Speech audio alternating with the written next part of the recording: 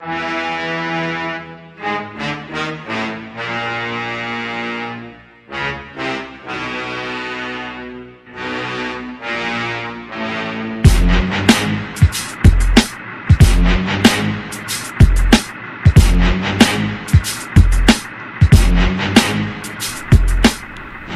and gentlemen, it's the Big Jiu-Jitsu Show. Don't forget to check out our sponsors, Trap and Roll Soap Company. Use promo code Beef Squash to get some money off your order. And our other sponsors, Tape Armor and Rolls Gear. You can find all of our old episodes and merchandise on BJJShow.com. I'm Rob, and Randy and I had Jon Milan on the show to talk a little bit about what it's like being the factory manager at Origin. He's kind of the, I guess, the guardian angel of everything that's getting produced over there. So he had some really good insight. And it's the second time he's been on. I had to go back and double check. I was like, I could have sworn we had him on 3 times, but yesterday was his second time. So we had a good time talking to him, and he kind of really gave us a new motto for the show, which is microphone like mandatory, but pants are optional. So I hope you guys enjoy the show. And don't forget to share this with your friends. Let them know let them know that we do a podcast and you enjoy it. And we hope you guys enjoy this episode.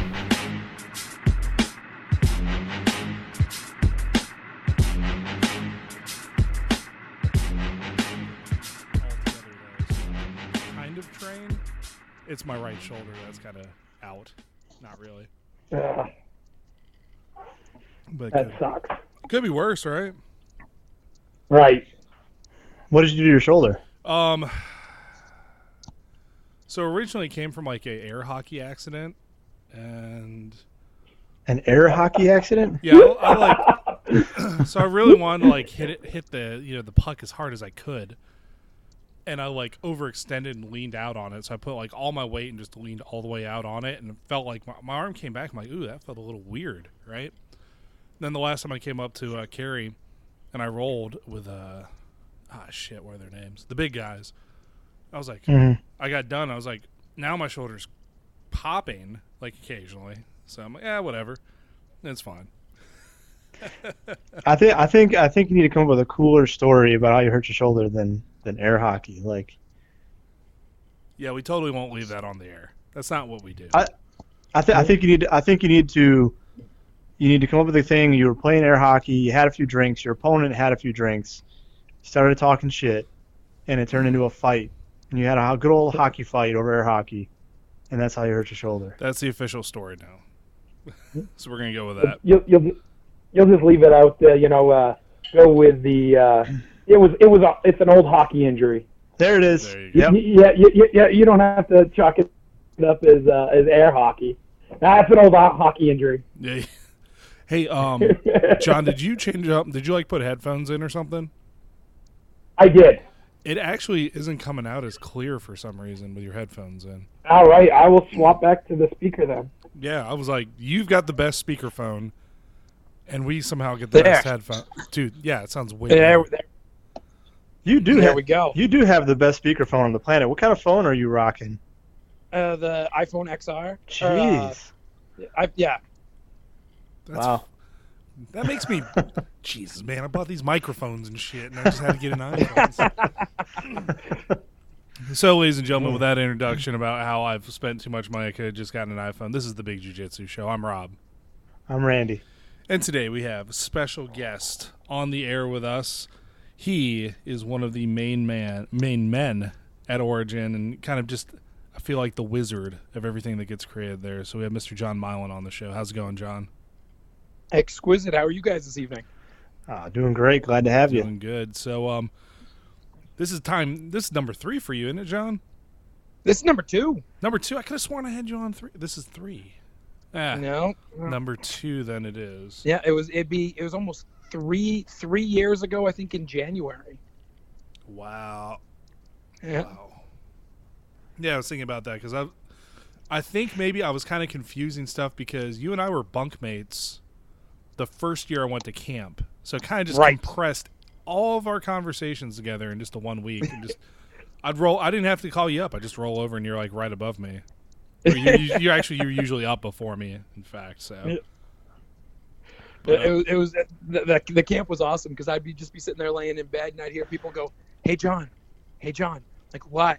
And they're like, so if you made a gi with, I'm like, all right, guys, I'm trying to sleep. John, I know you can't talk about it, but Yeah. is it possible? Yeah. I imagine you get bombarded with a lot of those questions, and All the time. All good stuff, though. yeah. In fact, you gave a tour of the factory to a kindergarten. Was it kindergarten class recently? Yep, to 6 kindergarten classes. Holy shit! How'd that go? Yeah, that was awesome. I will tell you, I gave 3 tours that same week. I had a group of business leaders that came in. They loved it. I had kindergarten classes come in. They loved it. I had high school kids come in. Teenagers are a tough crowd. That was a tough sale. Well, what about the jeans? You guys are selling jeans and stuff now, so that's probably more popular with some of them, right? Oh, absolutely. You got a couple of them that wanted to be like, oh, jeans, but then it's just too cool for school. So yeah, they're like, all this work and like industry and innovation is cool, but I'm gonna feign interest or you're not. Yeah, exactly. Like, that's what it was. It's so lame, but deep down, for a fact, like, dude, it's kind of fucking cool, man. Yeah, this is the most amazing thing I've seen. Yeah. Excellent. So jeans, now boots.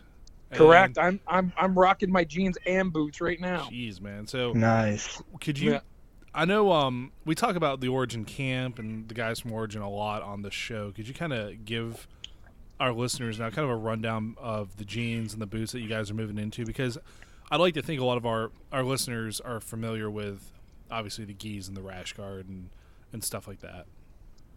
Yeah, so we've been been branching off more into the lifestyle stuff. So to the group of people that may not train jiu-jitsu, that or you have the significant other or all that they like what they see, but they may not want a gi or a rash guard to wear all the time. You have your boots and your jeans that are your everyday apparel. So we had to start from scratch on developing both the patterns for the jeans and the boots to come up to figure out what's the best style. Yeah. So how does it kind of like the supply chain go from? Because I know it's all made in the U.S. How's it? Could you at least give us like a short rundown on like start to finish almost? Sure. So to. I mean, okay. The denim is 100% U.S. made. I could tell you right now we don't weave it in house yet, but I say yet because we've talked about it. We're still working on the logistics of possibly doing it someday, but right. As of right now, it's 100% U.S. sourced denim, and that's how it comes to us as a roll of. Usually I get it as about a 400-pound roll of fabric. Yeah, move it when the days that come. I am sore.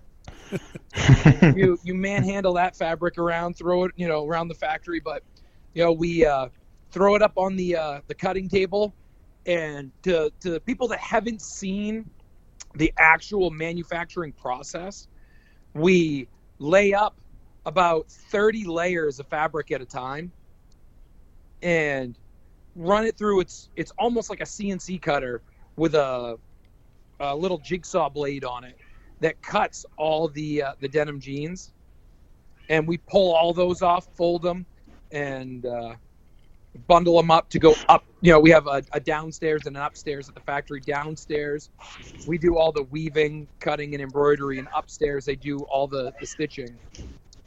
So we go from cutting downstairs, send it upstairs where it gets stitched, finished, and shipped out. And as for the boots, the leather, I'm pretty sure it's all sourced from Maine. All the leather comes from a tannery in Maine.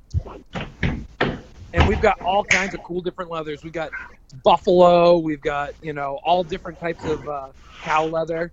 And what makes our boots different is you can choose the sole you want on your boot. You can choose the leather on your boot.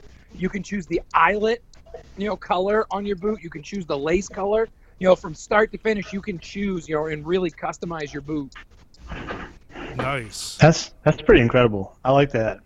Yeah. So we have a factory that we use as storage for a lot of the machines we're not using, and we let the local police canine units train in it so that they're not out in the cold. And I came in the other day to grab a couple of machines, and all the officers were in there, and I was wearing a pair of my black Lincoln Origin boots. And all the police officers were like, I think I could get away with those as duty boots. And we're looking at them, they're like, yeah, so we have all the local police officers eyeing our boots. Nice. That's incredible. I mean, it's usually as long as it's black, all black boots. Some are demanding that it's leather, polishable leather, but some departments now are getting away from demanding they're polishable. So pretty much as long as they're flat black, a lot of departments would allow it. So that's pretty awesome. Absolutely. So with the gis as well, since Origin has always struck me as a BJJ, obviously a BJJ manufacturing company, and of course expand into jeans and whatnot. Is there anything else on the horizon we could be looking for? Now, I do have my camp gi, which I absolutely love, and it's got the little, the lobster with the DNA strand on it. Yes, yeah. So that would be our Gen 3 Smart Pearl, where it's hard to explain to people until you feel it, the actual difference, because since like you said, our roots are in BJJ. Pete's a second degree black belt. I'm in the group with you. You guys are both brown belts, also, aren't you? Yeah. Yes. Yeah. Yep. So I'm a brown belt also. Yeah. But I'm I think this will be my 14th or 15th year training BJJ. So I'm slow starter. But with the gis, we started with the manufacturing down to I guess you'd say a fiber level, is that we can actually control what goes in our yarns where other companies can't do that. All your Pakistani, your Brazilian or Chinese made gis are 100% cotton. It's the worst fiber you could ever use as a performance material. So we've been working with the blends. So you got that Gen 3 Pearl, which is a performance blend of synthetic fibers to make it lightweight, stronger, more moisture wicking, all that good stuff. But when we started manufacturing, you saw we had our Pro Pants, which were more mapping to your body. So we just came out. I don't know if have you tested out one of the Rifts yet? No, I've been in contact with an individual. He might also own a soap company who I'm trying to convince he needs to let one go. Possibly. I know said individual. Randy does too. Yeah, it's just I'm trying to be that weird guy, I guess. But yeah. He said he had one. I'm like, shit, man, I probably need to buy that. So that's our newest technology with the gis, is that people knew us for our pants when we started manufacturing. They'd have Origin pants and say, it pretty much ruined me. I can't have anything else. Yeah. Once I've worn the Origin Pro Pants, and now with the Rift, the way Pete describes it is, if you picture taking a sheet of paper and try to wrap it around a baseball. The old way is you just kind of crumple it up and go around it, and where it's baggy, and where it's tight, it's tight. Yeah. So the Rift we cut into 7 pieces. So you can get it to actually shape around your body. Wow. So, for example, when someone tries to put me in an arm bar, and you try, how you roll out, if you roll out of an arm bar, my gi stays in place. It does not move when my arm goes above my head. So my belt will stay tied right around my waist, no matter how high my arm goes up. Dude, I'm pretty fascinated. Yeah, I'm pretty fascinated at this point. Yeah. I gotta say, I'm definitely a huge fan of the products you guys put out. on the nutrition side, on the jiu-jitsu side, the clothing side. I mean, my first exposure, you guys actually came from your Warrior line of gis. Absolutely. So that was where my first exposure to Origin came from. I didn't even know it was the same company back then because there was 2 different websites.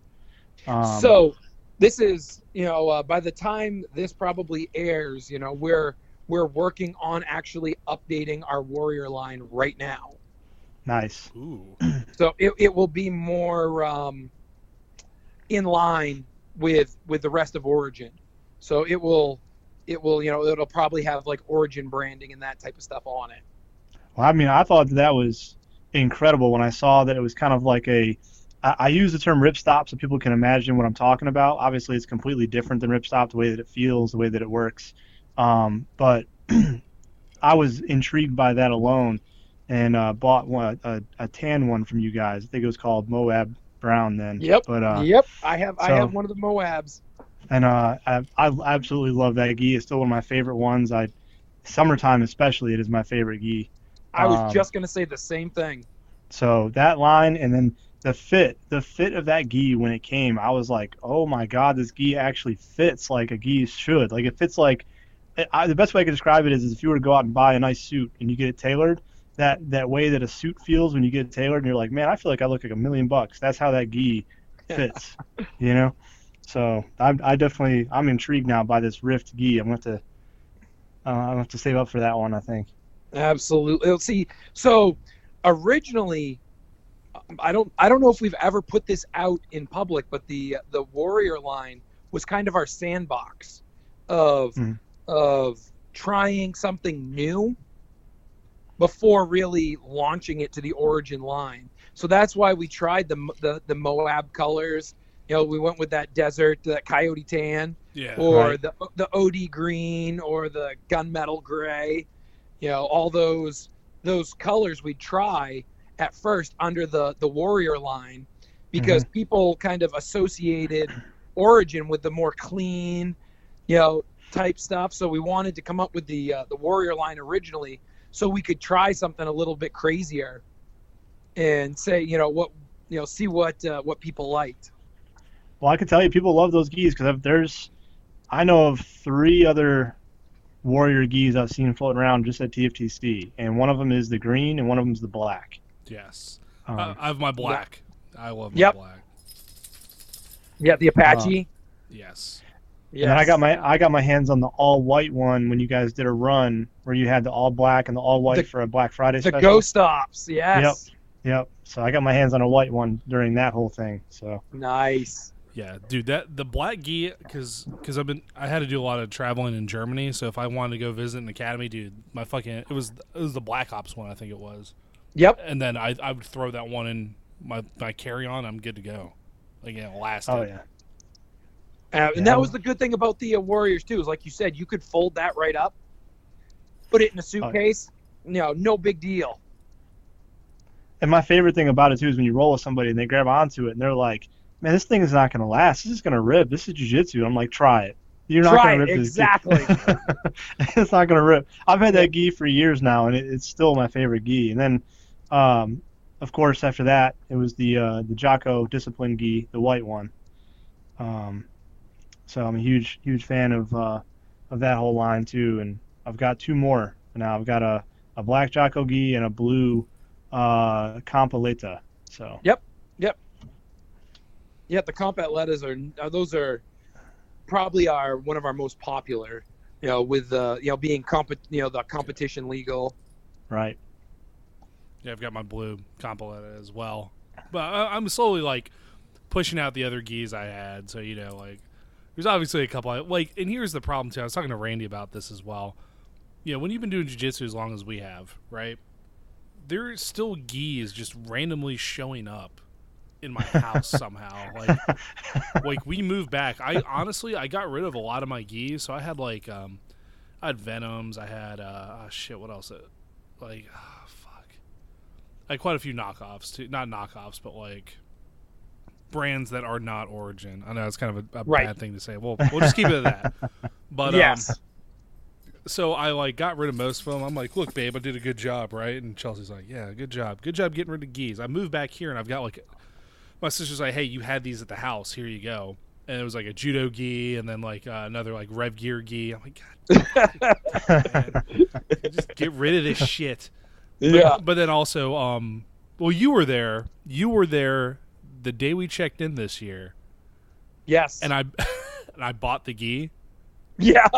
And you didn't even make it out of the door, and your wife had texted you. Because my debit card is tied, like her email address is tied to my debit card in Square. So I was like, dude, this is gonna be sneaky as shit. I'm gonna get this gi, no problem. This is my debit card. And I got, what was it? The text it was like, $150. What did you buy? That's clothing. I was like, oh fuck, I forgot. And John was there laughing his ass off. Yeah. And I was like, shit, this is gonna be a long week. You didn't even make it the 40 feet out the door. No, I didn't. In all fairness, though, it's worth it because now I also have like 3 other gis now as well. Their origin, so hey, it worked out. Absolutely. I only have 2 gis. I only have 2 gis left in my closet that are not origin. One of them is a. Are we allowed to say their company names on here? Yeah, man, that's fine. I was just joking around. Yeah, so Ronin, I've got 1 Ronin gi, which is still, it's a nice gi. It's a heavyweight gi though. It's like you said, it's the 100% cotton. Yep. And then a 9-3 brand that I got off of their that BJJ HQ website that does cheap runs every now and then. But right. The sad part is I can't tell you the last time I wore them. You know, like I just keep wearing the same rotation of gis because they fit so well. So well, it's one of those things. It's like, people don't never admit. It's like a stove. You have a favorite burner. It's one of the things of adults we never talk about. Bottom left for me. Bottom left. You look and you're like, I'm just going to wear that one as long as it's clean. I have the go-tos, and it's what's funny is usually my go-tos are between a Rift and a Warrior. That even though the Warrior is 100% twill, I will wear my I have one of the gunmetal gray Warriors that I just I'll rock that, and Pete hates trying to grab that gi. So that's my go-to. That's amazing. I wish they would allow that material in competition. 100%, yeah. I mean, it's such a great material. So which one is your bottom? Mine is the bottom left as far as favorite burner. You said that. I want to know what yours are now. Oh, mine's it's the closest to you to the right. Okay, it's bottom right. Okay. Yeah. What you got? What you got, Rob? I think I'm more fucked up with the fact that was actually a thing, and I've never thought of it because now I'm like, I'm like going through like, gee, because I always go bottom left as well. I'm like, but I think about crazy. like every time I mix it up here, I guess. No, but I'll go back right or no, back left if I'm like doing 2 things. So it has to line up. Yeah. Like my mind's blown by that. Yeah. I'm just kind of like I've never thought of that. So. It's like your favorite place. That's how we reach into your soul at Origin. That is God. Superior marketing and superior like research. That's a thing. There you go. I love it. So with you see more Origin gi is also in competition. It's looking like, especially like you said with the Compaletta and stuff like that. Are you finding kind of? Oh, man, what's a good way to say this without having somebody show up at my door and try to kill me from an organization? Kind of pushback from certain organizations for what's illegal and what's illegal for what they can wear. I mean, yeah, because basically the only organization that really has any issue with gis at all is the IBJJF. Right. So I mean, you go into Fight to Win, any of these other Naga, anything the other ones that are popping up, they don't. You could most of them you can go in with a Warrior. They don't care. Yeah, but it's the IBJJF that they have very strict standards on how bumpy the gi has to be before they'll pass it, and of course you can't wear a rash guard and all that stuff. So, but it's funny that you should mention that. I was actually, I have a friend of mine named Mike out in Colorado that competed last week, I think, in a fight to win. Yeah. And 2 out of his 3 opponents were wearing Origin gis. Nice. That's good. Yeah. So he said It he called me up right after, all excited, and it's the reason I originally met Mike. He's a boy from Maine originally, but he has cerebral palsy, and he was trying to find a way to get one sleeve shortened on his gi. Right. Mhm. And since we actually manufacture our gis, it's no big deal for someone to call up the factory and say, "Hey, can you shorten one sleeve by 6 inches?" Nice. You can't do that with any other brand because they just import.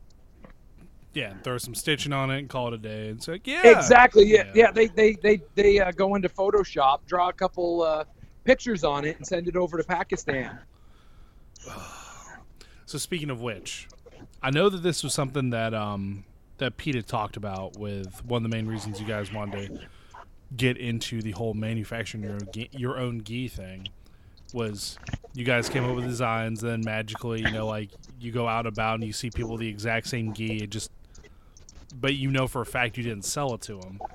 Oh, 100%. Have you seen any imitation Origins on the market? I was so flattered the day I saw my first imitation, like the knockoff of Origin. And what they had done was, other companies, I won't name names, but big companies started ripping off the names of our gis at first. Yeah. So there was like Comp Atletas were coming out. There was Axioms were coming out from other companies. Yeah. And but there was one straight up.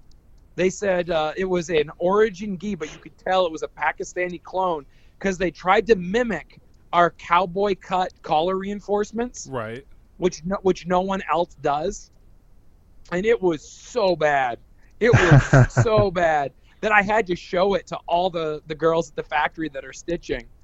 And they just laughed so hard that you could tell. And then someone had posted it on Facebook, and then that company just got ripped apart by Origin fans. It was awesome. Oh, I remember that now. Yeah. I remember that one now. I mean, I always felt like I've said this to a couple people kind of off the air, but I kind of feel like it might be the time to say it on the air. I kind of feel like the majority of jiu-jitsu companies are just ripping off each other. I agree. Oh yeah. Like legitimately. 100%. That's kind of the I guess, that they can't innovate the technology. So all they can do is rip off what the other person's doing. Yeah. And to give you an insight to that is it's actually the manufacturers that are trying to sell it to all the other companies. So say if, Ronin and 93 brand are both made in the same factory in Pakistan, that Ronin decides they want to have cut knee pads like we have, you know what I mean, that are angled. The manufacturer will go to the other brand and say, "Hey, we're stitching them this way now. Would you like that design as well?" Oh, and okay. while they're cutting all Ronin's gis, they'll cut 93 brand's gis, and stitch them all together the same exact way because they're all made in the same exact factory. It's less work that way too, I imagine. Exactly. And then they're both surprised when they both come out with the same model gi. Well, and not for nothing, but I feel like jiu-jitsu as an art, as a sport, as a lifestyle, is still pretty young and still has so much room for innovation, for creative expression, for all these different things. Like, why would you not want to curb the market? You know what I mean? Why would you not want to get ahead of the game the way that you guys are doing it, and be creative and use different materials for gis and different stitches and different weaves and all these other things, and be innovative when it's kind of like an untapped market still. As to me, it seems that way, at least. Well, the way I describe it to a lot of people that don't understand is that I say say motocross equipment from the 80s, and you take motocross equipment from today, and you put them side by side, you'd go, okay, here's the old stuff, here's the new. Right. If you took geese from the 80s and then geese from today and put them side by side, a lot of people would be like, I can't tell the difference, because no one else is pushing the actual, looking at it as a technology to push forward. Yeah, absolutely. Well, I mean, I feel like I can finally speak as an expert on the whole getting ripped off thing. So believe it or not, the Big Jiu-Jitsu Show / Trap and Roll Soap Company's most popular T-shirt, the Jiu-Jitsu shirt, if you haven't seen it, you should go to BJJShow.com and check it out. I got a picture sent to me. It said, check this shit out. Another company made our shirt. So I was like, how do you fucking counter that? Like you guys at least have like the technology, like Randy said, the technology behind it, right? Right. And like, I can't just be like, check this shit out. Now, mind you, we are finally moving to 100% made in the USA t-shirts, because, there's other reasons behind that. I'll tell you afterwards. But it was just kind of like, what the fuck? Like, do people... That's really what they thrive on, man. Just like, don't even innovate. Just fucking copy and try to get your money out of it. Well, what I can tell you from, being in those shoes is that means you're doing something right. If someone else wants to steal your idea, that means they're jealous because you did it better than they could have. Huh. Yeah, kind of like that whole imitation is the highest form of flattery. Exactly. Word. Exactly.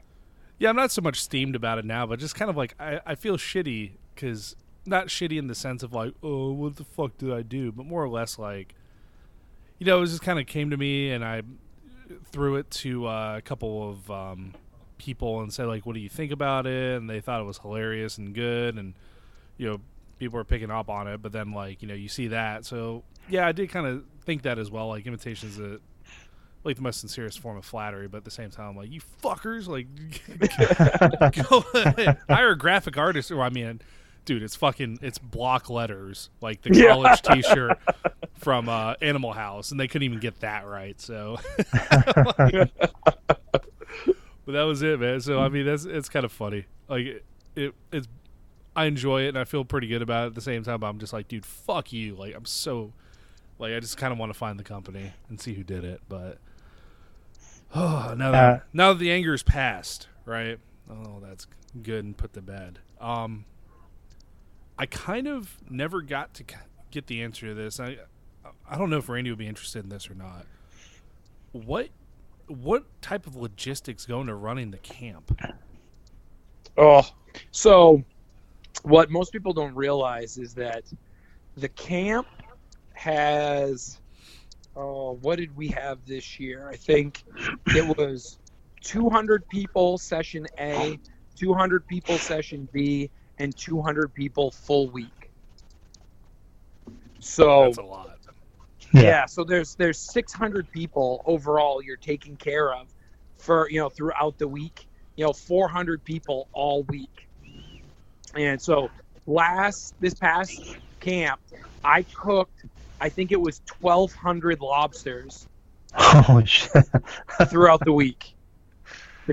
So Joe, Pete's father-in-law, came straight from Masters Worlds after winning gold at Black Belt, Masters 6, I think it was, whatever the highest level is, the oldest, he was trying to scout his opponents on Facebook. And I said, Joe, they don't know how to use Facebook.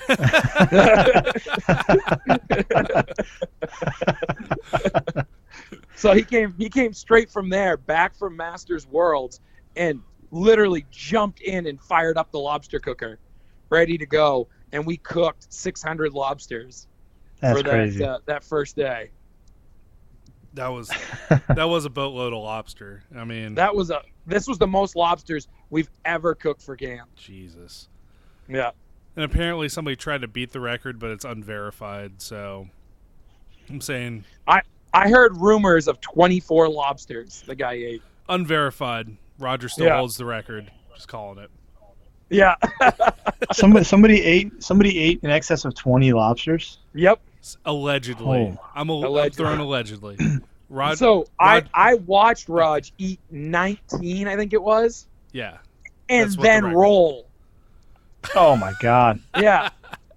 Yeah. Oh so my I mean God. that is straight up black belt right there. That's ridiculous. Yeah. I mean, after 2, I was kind of like, fuck, man. Like, yeah. It's a lot of but then again, I'm not from up there, so like if I want to eat lobster, I gotta like really shell out some money. So I'm used to like 1 lobster. Yeah. So, yeah. God, spoiled. My spoiled. dad and my brother both have lobster boats. So. Oh God. Yeah. Speaking of eating and lobster, what's your involvement in the Origin Labs part of the? So it's mainly my expertise is in the manufacturing. As far as the labs go, I can tell you that I use most of the products, but don't have much as far as the development goes.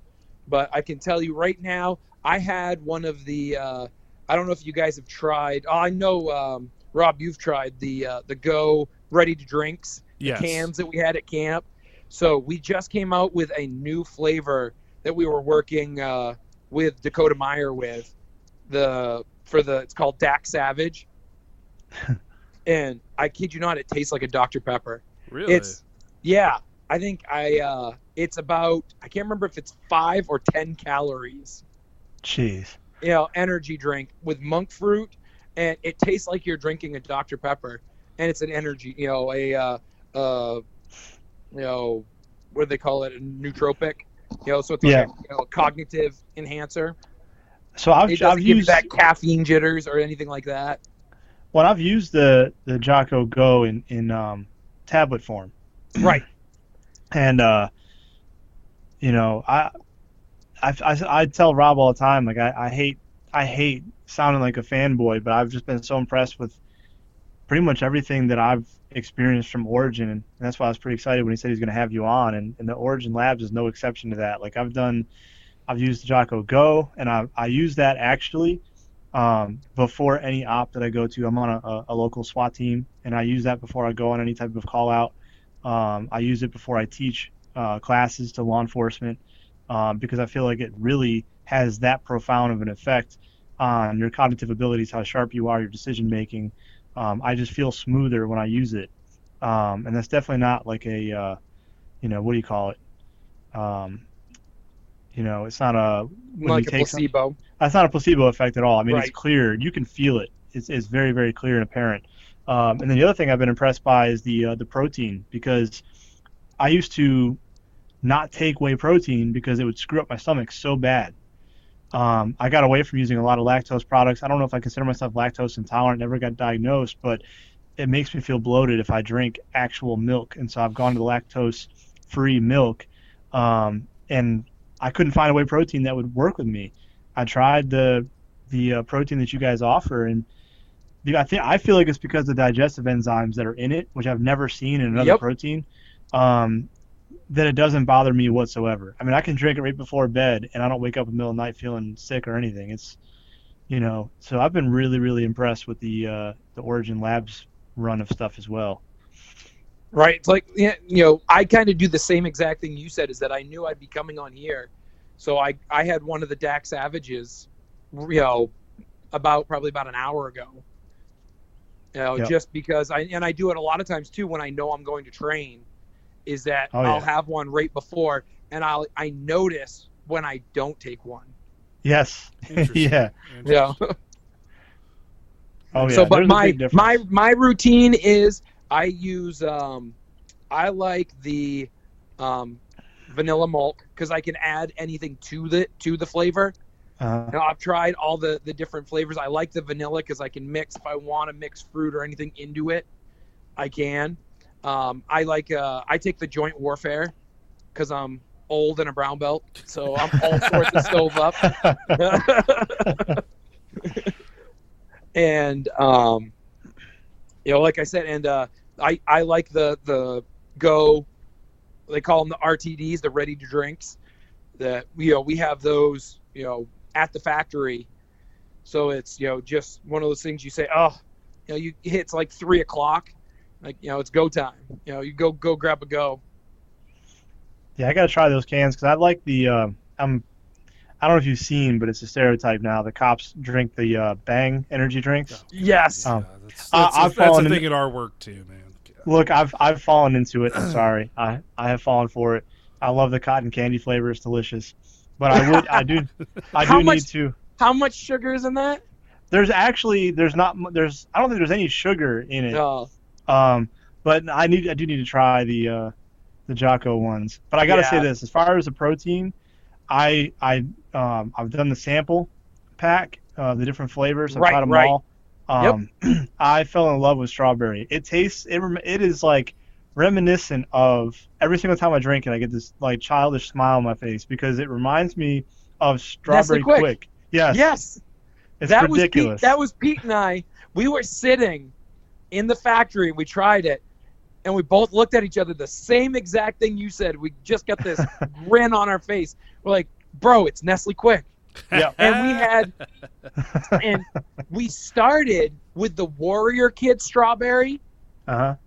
And we got requests to offer it in the giant tubs because people were ordering tons of the Warrior Kid strawberry milk. Like, what's going on? It's like the parents are drinking all of the strawberry milk. I'm telling you, it's so good that my girlfriend will drink it too, and she's not even like big into like, she works out and stuff, but she's not into it where she needs a supplement on things. But she just loves the flavor of it so much that if she wants like a milkshake or dessert at night, she'll make one of those. And right, like, you don't feel guilty about it. But I'm like, stop drinking my damn protein though. Like that's. It's amazing, man. It's impressive. It is very impressive, like how much you guys have done as far as manufacturing and not only just textiles and making gis and now clothing and expanding into more factories and stuff like that. And speaking of which, did anybody get hurt in that explosion? We had bought the factory across the street from the explosion. Yeah. I think 2 days. We closed on it on Friday. The explosion was on Monday.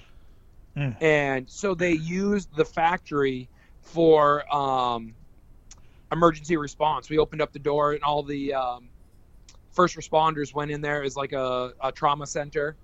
And Jesus. Yeah. So we should back up and explain what the explosion was, because now nobody's going to know what happened with that. So there was a brand new building across the street. It was called the Leap Building, where they I'm not 100% sure what they did. They worked with, I think it was like families in need and stuff like that with like assistance. But they had a brand new building that they moved into, and they came and filled the propane tanks up on Friday. And from what I heard, it was like 400 pounds of propane in the tanks, and it leaked. And from my knowledge of propane is that it's heavy, so it all went right into the basement all weekend. So they went in Monday morning, and the maintenance man, I believe his name's Larry Lord, said he smelt propane and got everyone out. And they called the firefighters in, and he went in with them, and the building exploded. Holy shit. Yeah, and we ended up losing one firefighter. Damn. Oh man. Yeah. And but by the grace of God, all the other firefighters that were in the basement as well made it out, and Larry Lord was in there in just civilian clothing. Jeez. And was in the basement as well. And he's still down in Boston, but I think this past week just started breathing on his own. Wow. Good. Yeah. Well, he's on the way to recovery, right? Well, that's good. He's on the way to recovery. All the other firefighters are home. Okay, good. And now we, but I mean, it felt like it felt like someone hit the factory with a car. Holy shit. Everything shook, and we were, I think like a mile and a half away. That's insane. At our current factory, and it was raining insulation. Holy shit. Yeah, the everything at the building was just flat. Man. It is a miracle Yeah. it wasn't worse than what it was. So, like, Yeah. Fuck. And props to you guys too for opening up your doors to first responders too. That's always awesome to see that. Absolutely. And so we had employees that had apartments right behind the building, and it blew all the windows out, and they instantly condemned all the buildings Wow. around it. So we had, we opened up our doors for the employee, any employee that needed help, stayed at the factory until they could find housing. Yeah, I was gonna say the overpressure from an explosion like that is gonna do massive structural damage. I mean, shit, it leveled the factory, so I can only imagine or the building across from the factory. Right. I can only imagine what did to the freestanding buildings. Right. Wow. Yeah. So we had, like I said, we had only been in that factory a weekend. So, but that is, back to factories. That's our third factory. Our original factory we built out in the woods. Now is we call it the Origin Mountain Retreat. It's our training center. Nice. So that's where we have all our mats, and we do our jiu-jitsu there. And it still has the power cables for sewing machines tucked up in the ceilings. And there's still patterns for that I used to cut hanging on the wall. And I don't think it's the fact that you can see that this is the old factory, that this is just we just never took down the pattern. I've got the I think it's the original Orangahang grip trainer pattern hanging on the wall. And but we have our manufacturing facility where we do all the boot making, weaving, cutting, stitching, embroidery, dye sublimation, screen printing, all that stuff in that factory. Then we have our nutritional warehouse where we're working on some very cool top secret stuff I wish I could tell you about. I was going to ask if you had anything to give us. That's coming down the line. All I can say is the nutritional side has some amazing stuff that we have coming, that it's going to get super excited about. And then the third, it was an old, they call it the Coke plant, because it was a Coke bottling plant. And that is just this huge open space that we're looking at moving more manufacturing into there. So to free up some space in the actual manufacturing plant now. That's pretty fucking dope, actually, man. So Yeah.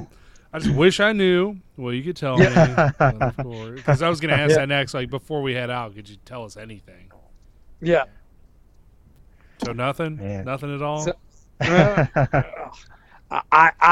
wish. All right, that's fair. Yeah. This is like top level security clearance that. How about this? There's only a handful of us that know. So. That's fair. How about this? I'm sorry, go on. Randy? Hello? Oh shit! Did we lose everybody? Especially at that price.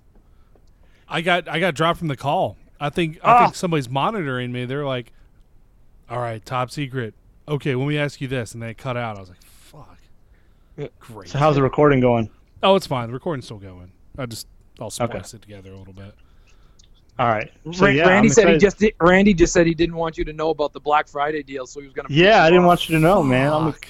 There you go. So no, I mean that's exciting, and so that's definitely stuff to look out for. I'm gonna have to make sure I work a bunch of extra duty at work so I can buy all the awesome stuff on the Black Friday deal coming up. So Absolutely. Excellent. Well, John, we appreciate you coming on the show today, taking time out of your busy schedule to talk to us a bit. And as usual, it's always fun to chat. Anytime. I appreciate you guys having me. Awesome. that was an awesome episode. I really appreciate all the knowledge, and you guys just keep kicking ass with all the stuff you keep coming out with. I'll keep buying it. So. Well, we greatly appreciate the support from everyone, especially you guys. So, thank you very much. Anytime. So, ladies and gentlemen, this has been another episode of the Big Jiu-Jitsu Show. Don't forget to check out our sponsors, Trap and Roll Soap Company, Tape Armor, and Rolls Gear, and find all of our old episodes at bjjshow.com. I'm Rob. I'm Randy. We'll catch you guys next time.